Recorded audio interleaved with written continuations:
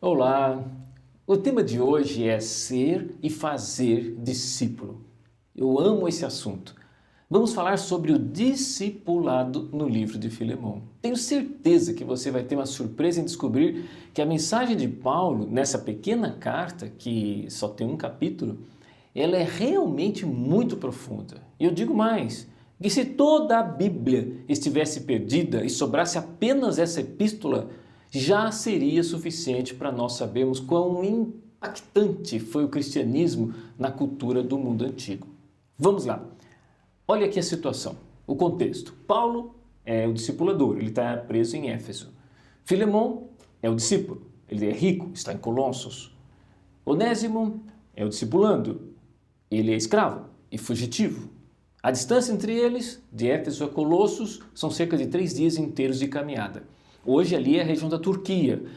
A escravidão era um tema complexo. Dizer para os primeiros cristãos que eles deveriam soltar todos os escravos, assim, era como hoje dizer para as pessoas não ande de carro, não tome avião, não tome ônibus, e porque polui o meio ambiente.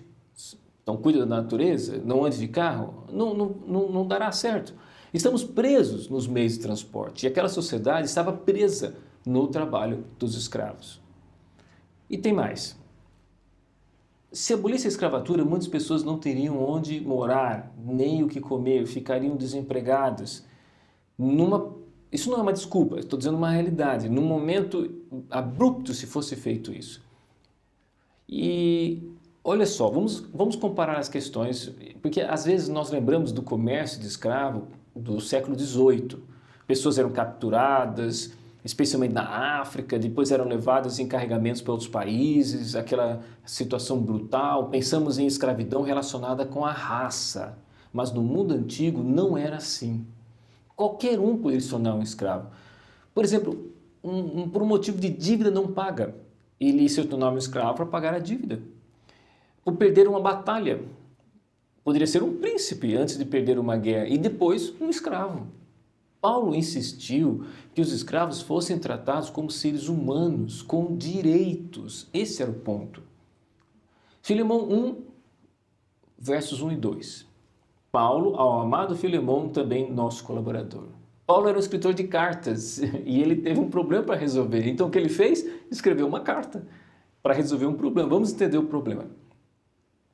Filemão 1, 4 e 5.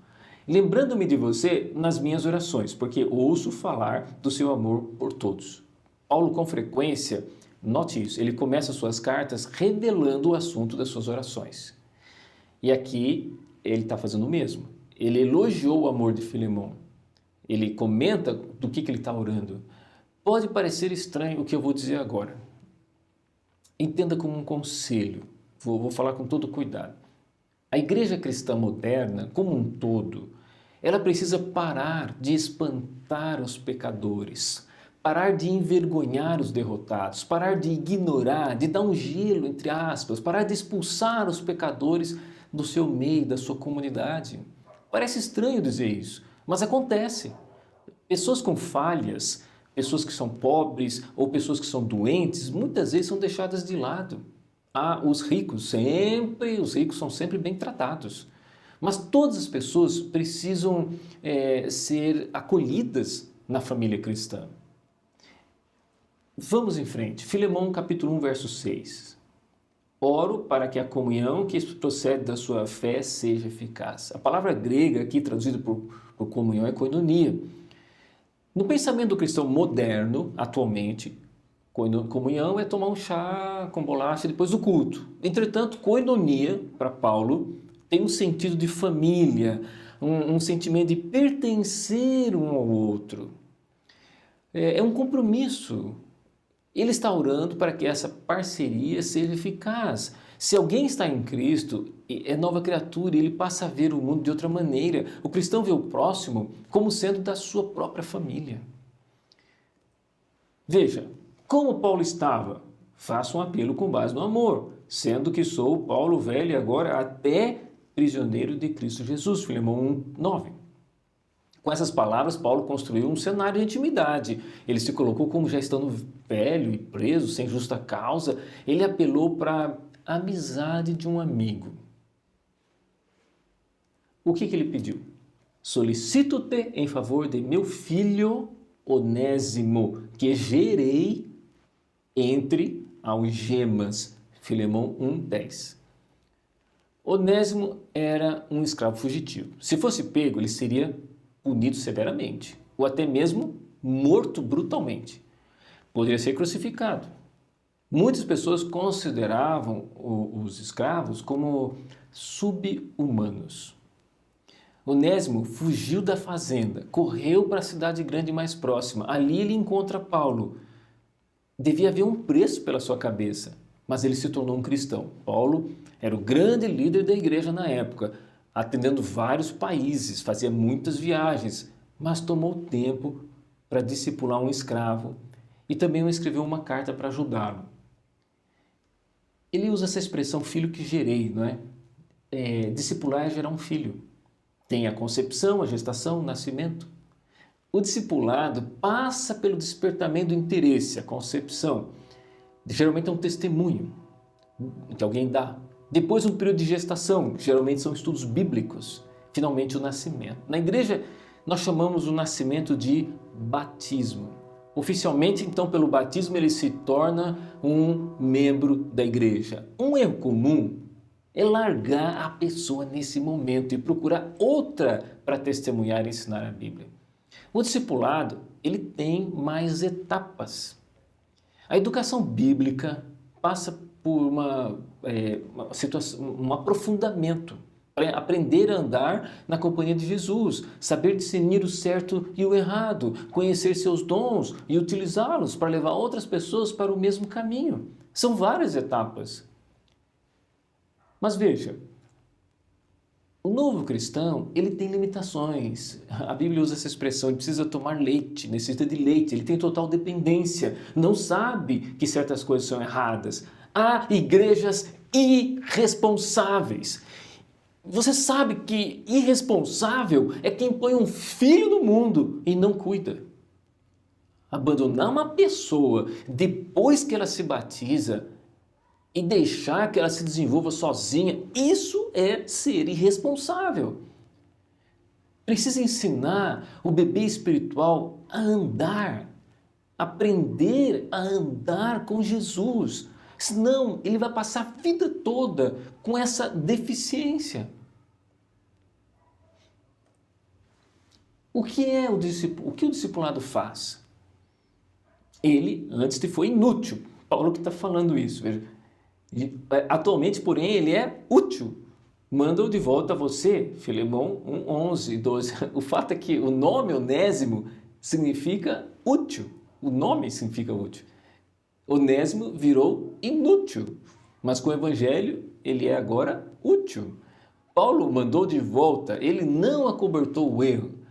Poderia esconder o escravo, mas não, Paulo enfrentou a situação. Ele não empurrou com a barriga, ele foi proativo, resolveu o problema. Paulo deu um testemunho escrito da transformação desse homem nessa carta.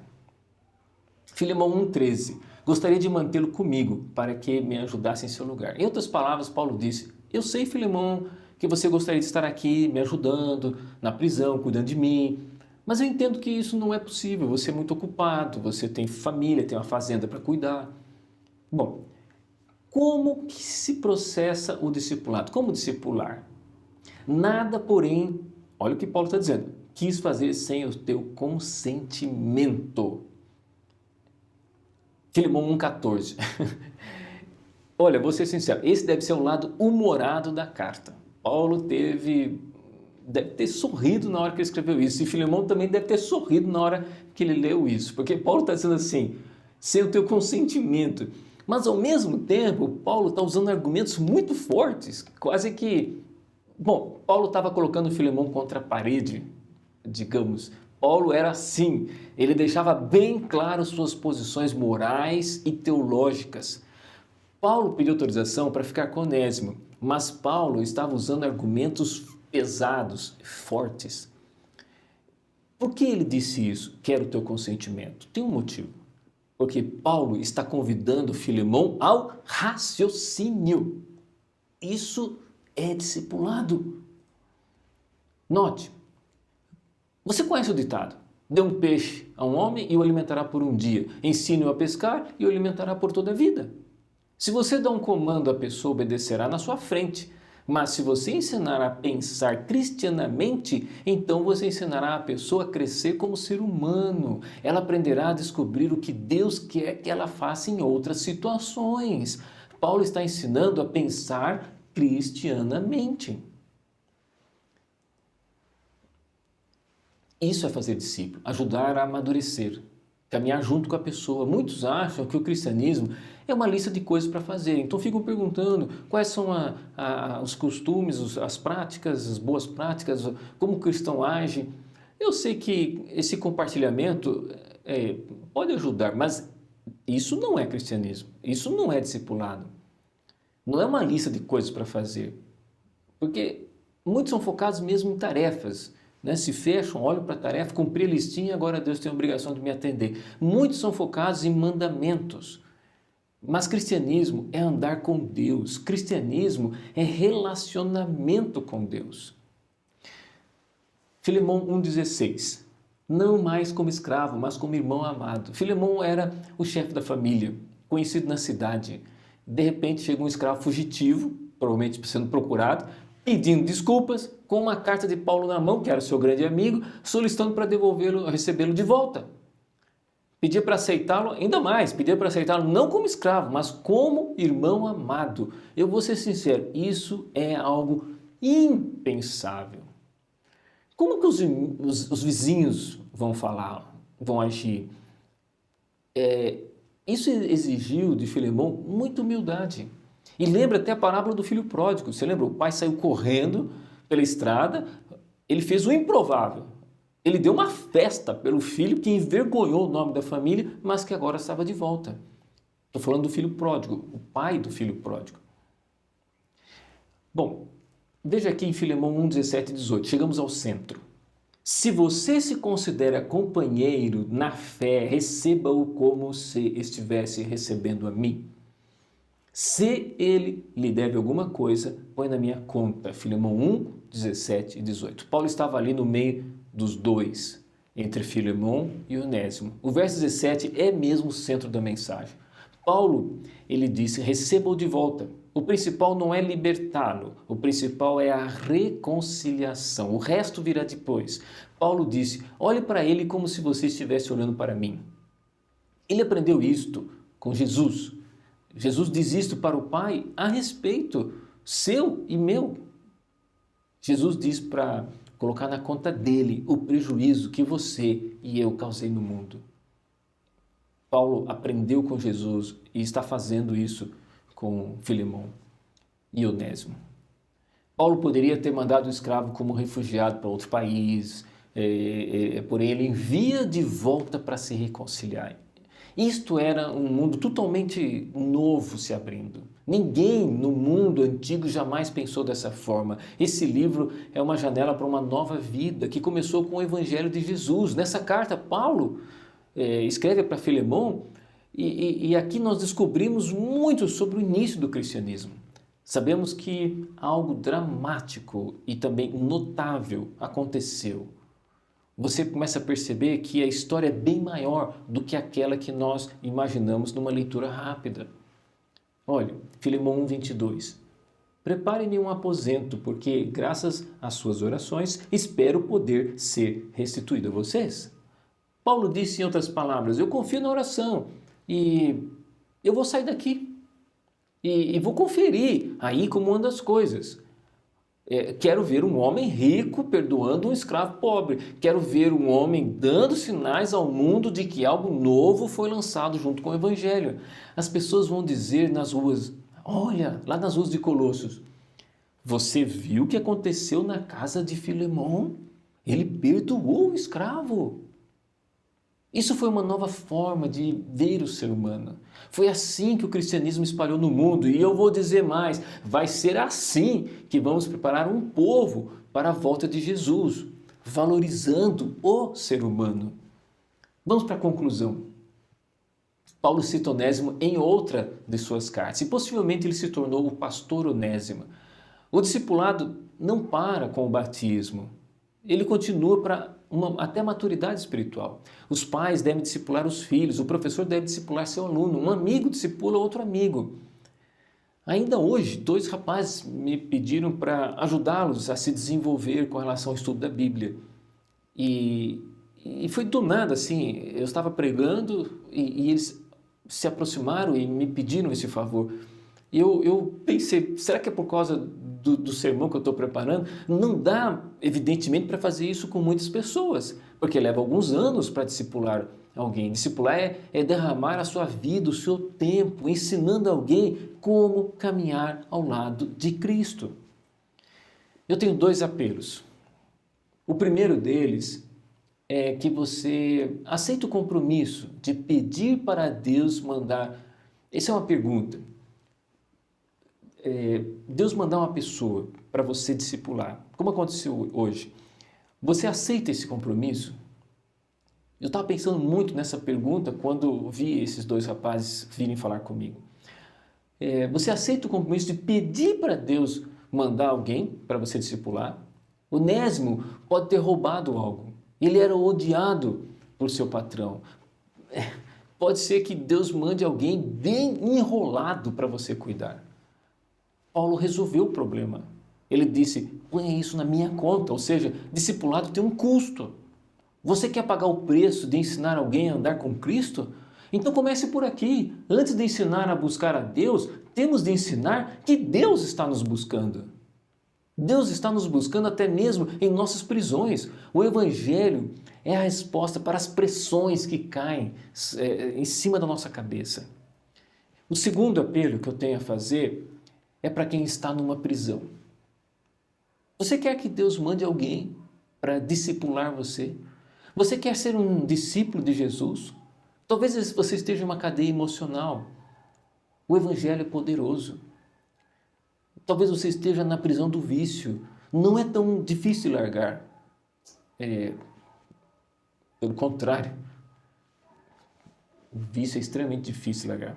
Eu sei que pelo poder de Deus a gente fala que não é tão difícil, mas eu estou trabalhando com uma pessoa que é alcoólatra, um jovem, e ele não consegue. Não consegue. Estamos fazendo de tudo. Então eu vou refazer minha frase. Eu sei que o vício é muito difícil de largar, mas o Evangelho é poderoso. Na jaula da dívida, talvez é isso que te prende, a prisão da doença, a prisão do preconceito. Você quer ser liberto?